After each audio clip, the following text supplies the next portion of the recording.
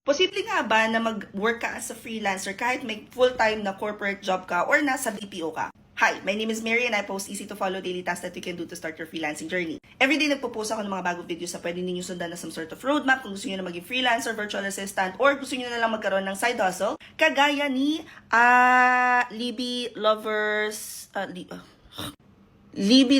Ramen. Natanong niya if doable ba na mag-work as part-time VA while having a full-time job. Quick answer, yes na yes. The beauty of being a freelancer is you have the flexibility and you have the ability to choose kung ano yung mga projects na tatanggapin mo. As a freelancer, you are being paid based on your skill set, based on your expertise, based on what you can bring to the table. Sa freelancing, meron tayong hourly rate at fixed price. That would be for a different video na lang. But kasi kapag ka ikaw ay magpa-part-time, mamimili ka ng client at kung alin lang yung pasok sa oras mo. Meron mga tao na halimbawa labas sila ng work ng 5 o'clock tapos start sila doon sa UK client nila from 6 till 10. Yung isang kaibigan naman namin na nagsimula, halos kasabayan namin back in 2013, no, si Dodi. Ang ginagawa naman niya, since nag-work siya sa office, nakakapag-work pa siya on the side. Tapos flexible naman yung time niya, although early siya, flexible naman yung time niya kasi he was doing research and data entry, no?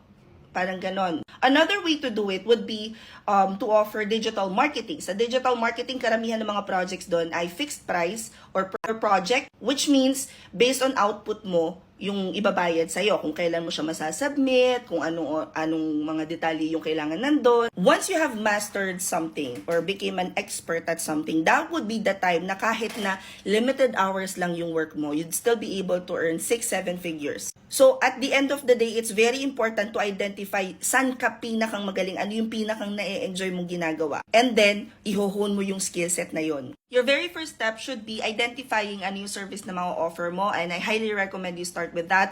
Ano ba yung bagay sa personality type mo, and then never stop learning even if you're already earning. Comment any questions you guys have about working from home. Follow for more work from home chismis.